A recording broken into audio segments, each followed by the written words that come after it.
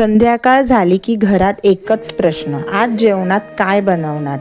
तर मग इथे आता मी आली आहे ऑफिस वगैरे सगळं आटोपून, आणि माझा मुलगा आला होता फुटबॉलच्या क्लासवरून, तर डिमांड झाली होती पॉपकॉर्नची.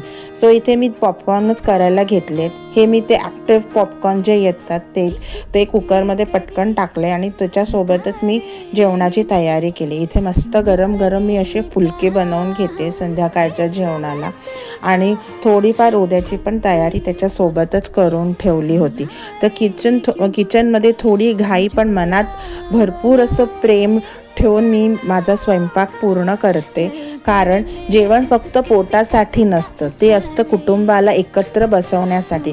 पूर्ण दिवसभर तर आपण बाहेरच असतो, मुलं शाळेत, आपण ऑफिसला, नवरोबा ऑफिसला. तर संध्याकाळचं जेवणाचा एकच तो क्षण असतो जिथे आपण सगळेजणं छान डायनिंग टेबलवर बसून एकत्र बसून गप्पा मारतो, जेवतो आणि आपल्या पूर्ण दिवसाचं काय घडलं ते शेअर करतो. सो ही मोमेंट माझ्यासाठी तर खूप जास्त इम्पॉर्टंट असते, कारण तीच वेळ असते जेव्हा आम्ही सगळेजण एकत्र बसतो.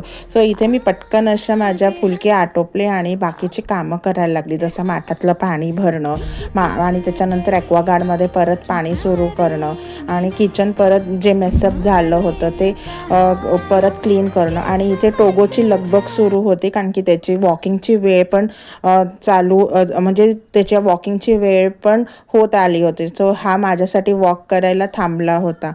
तर मग अशाच रोजच्या साध्या पण खास क्षणांसाठी चॅनलला सबस्क्राईब करायला विसरू नका. Bye, see you again.